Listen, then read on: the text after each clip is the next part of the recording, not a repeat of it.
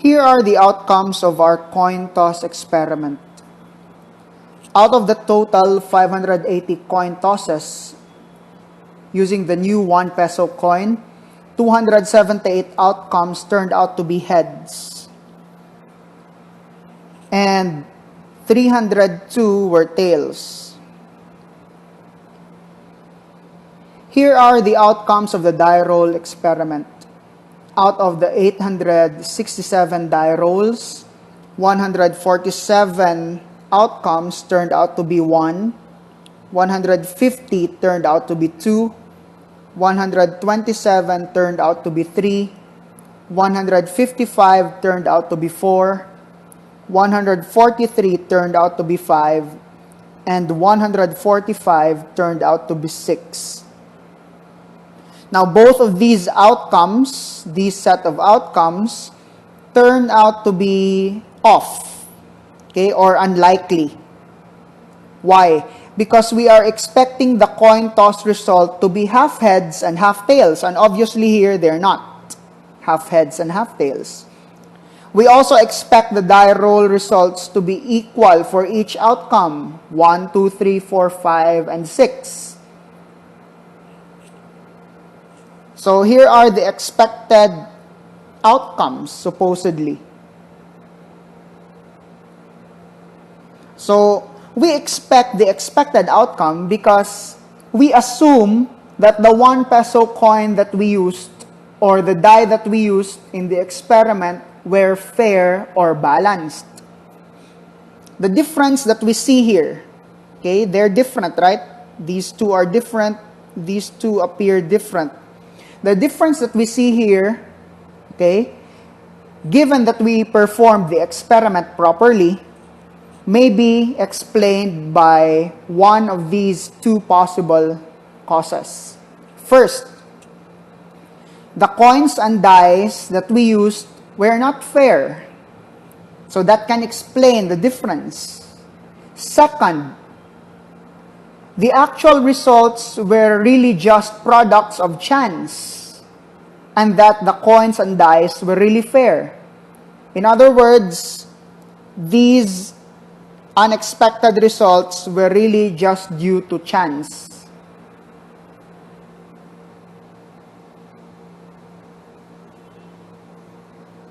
So in order to find the answer to the question, there were two possible answers, right?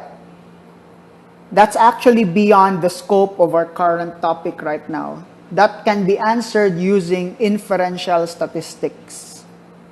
So instead, right now, let's focus our attention on how the probabilities of the expected outcomes are distributed. When I say that, look how the number of heads and tails should have been balanced.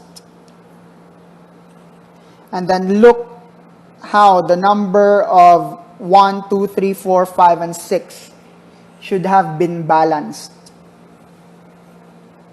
This pattern that we see here, the flat pattern, is what we might call a probability distribution, right? The probability of being a head or being a tail, or 1, 2, 3, 4, 5, and 6. The distribution is flat. Another thing that we can observe here is that there's a gap between these outcomes. The gaps here indicate that these outcomes are actually discrete or categorical. Meaning to say, you cannot have an outcome that's in between a head or a tail, or an outcome between 1 and 2, and then between these other numbers for the die. So what we have here, what we have in these graphs, we call these discrete probability distributions. And that's our topic for this lesson. In a probability experiment, like in our coin toss and die roll experiment, we deal with random variables. We might know the possible outcomes of a coin toss, head or tail, or a die roll, 1, 2, 3, 4, 5, or 6. But it could turn out to be any of these for a particular coin toss or die roll. So we know what to expect, head or tail, 1, 2, 3, 4, 5, or 6. But every time we do the tossing or the rolling, we wouldn't know what the outcome will be. We say that we wouldn't know because it's actually what we call as a random variable. A random variable is a function that assigns numeric values to different events in a sample space. There are two types of random variables. The first one is the discrete random variable. So these are variables for which there exists a discrete set of numeric values. So here's a more relevant example for discrete random variables. Let's say in otitis media, a disease of the middle ear is one of the most common reasons for visiting a doctor, right? For children of 2 years of age or lower. So let X be the random variable that represents the number of episodes of otitis media in the first 2 years of life. So this episode or this X can then take on the values 0 times. So a child could have visited the doctor 0 times in his first 2 years of life because of otitis media. Maybe 1 time, maybe 2 times, or maybe 3 or more times. But never in between. You cannot visit a doctor, you cannot have an incidence of otitis media that's 0.5 or 1.5 or 2.5. So for that reason, X here is a discrete random variable. Here's another example. Many new drugs have been introduced in the past several decades to bring hypertension under control. That is, to reduce high blood pressure to normotensive levels.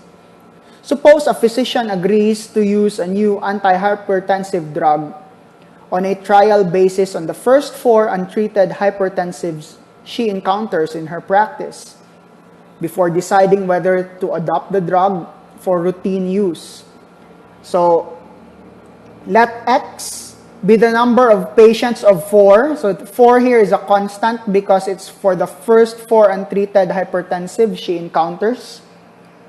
Let X be the number of patients of 4 who are brought under control by the drug, meaning to say who are sort of healed. Then X is a discrete random variable which can take on the values either 0 patient. So when we say 0 patient, none of the 4 got under control by this particular drug. Or 1 of the 4 got under control, 2 of the 4 patients maybe, 3, or perhaps all of them got under control by the drug. So meaning to say, if you have the 4, this might be a very effective drug. It works all the time. Now, as opposed to discrete random variables, we have what we call as continuous random variables. So let's just talk about this for this slide, just to contrast it with a continuous or with a discrete random variable. So a continuous random variable can have possible values that are too many to enumerate or cannot be enumerated. So here's an example, but instead of reading to you this example, we already got a particular variable before in our survey that was continuous. And you used a frequency distribution table to analyze it. It's called height. So height is a continuous random variable because the height that we got in centimeters could range between 2 particular values and everything in between. Everything with as many decimal as possible can be included in the variable. Okay, so too many to enumerate. Now let's go back to discrete random variables. We may describe a discrete random variable using a probability mass function. A probability mass function is a mathematical relationship or rule that assigns to any possible value r of a discrete random variable x the probability of x being equal to r, or the probability that x is equal to r. This assignment is made for all values r that have positive probability. The probability mass function is sometimes also called as the probability distribution.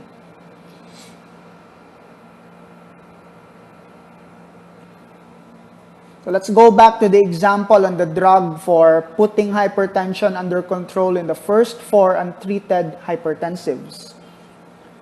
Suppose from previous experience with the drug company who makes the drugs or the drug expects that for any clinical practice, the probability that 0 patients out of 4 will be brought under control is 0.008. And the probability of 1 patient out of 4 being put under control is 0.076. The probability of 2 patients out of 4 being brought under control is 0.265. The probability that 3 patients out of 4 will be put under control is 0.411. And the probability that all 4 patients will be brought under control by the drug is 0.240. Take note, this is what the company that makes the drug expects. So this probability mass function may be displayed in a table like this one. So here on top, you have here the probability when x is equal to r. Okay, what are the possible values? R can be 0. So the probability when x is equal to 0 is 0.008. The probability when x is equal to 1, meaning 1 patient out of 4 is brought under control, is 0.076. The probability of x being equal to 2 is 0.265. The probability of x being equal to 3 out of 4 is 0.411. And the probability of x being 4 out of 4 is 0.240.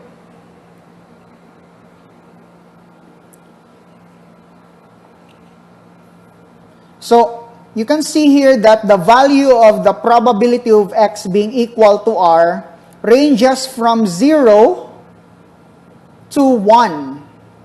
But never below 0 or above 1.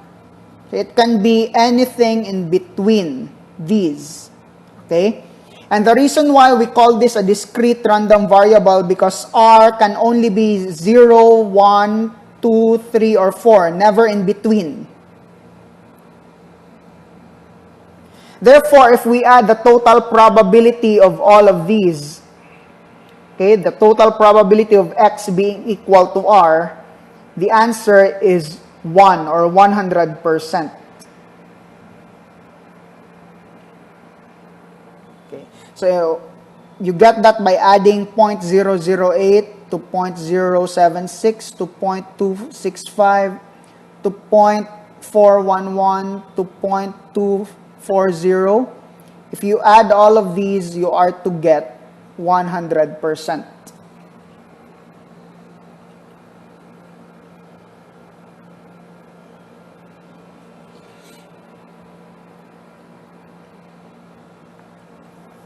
So the probability mass function or probability distribution might remind you of a frequency distribution table.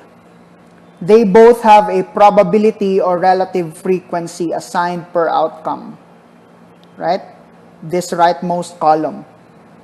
The difference between the two is that frequency distribution tables are based on samples. So this 100 here is based on a sample and are therefore limited by the sample size. So 100 here could be a sample of, say, 1 million population or individuals in a population. Recall the frequency distribution that you constructed in Microsoft Excel using the data for height. If we consider all the students in XU as the population, then you were simply getting a sample of 30 or 31 students, which happens to be in your class. So to measure the height in centimeters, in this case, if we consider that simply as a sample, then what you constructed was a frequency distribution table. But if we consider the students in your biostatistics course section, the population, then you literally got the data for height from all of the members of the population, right? Say 31 out of 31 answer the survey. So you got the data for height for all 31, which also happens to be the population. If we consider this the case, then you were constructing a probability distribution instead of a frequency distribution table. So in summary, probability distributions are based on the population instead of a smaller fraction of the population, also known as a sample. If we base it on the sample, like what you did in your Microsoft Excel activity, then what we make will be a frequency distribution table. So again, this one is based on population. This one is based on a sample.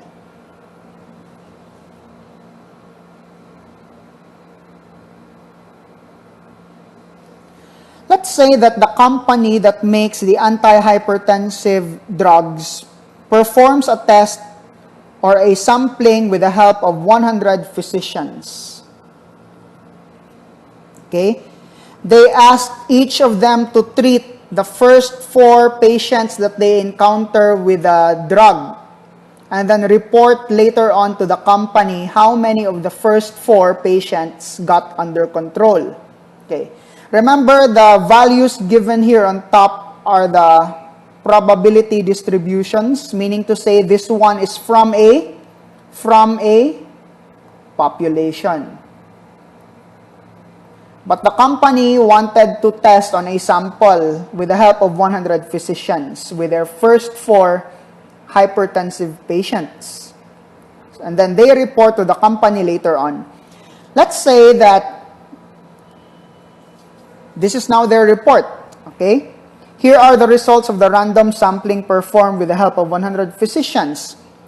Notice here, 0 out of 100 physicians reported that 0 or none of the first 4 hypertensive patients that they administered the antihypertensive drug to had hypertension under control. So wala sa 100 na doctors.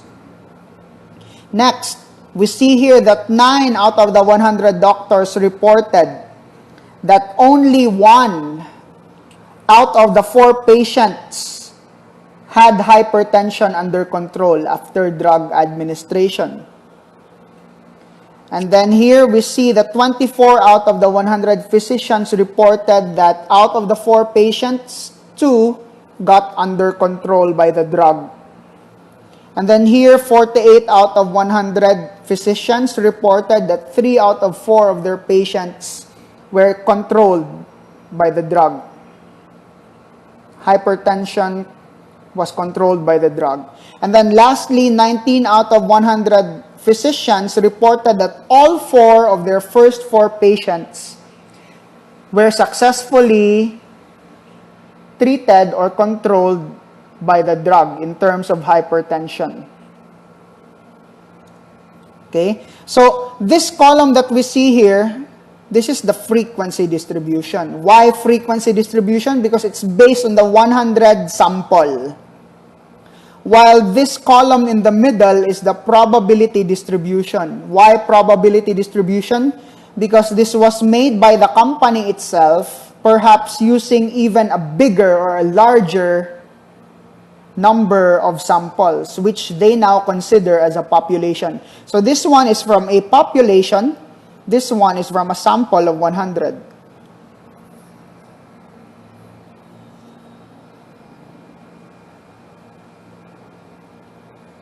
Notice, if we graph those two columns, notice how the frequency distribution closely follows the probability mass function or probability distribution. So the frequency distribution is this lighter gray.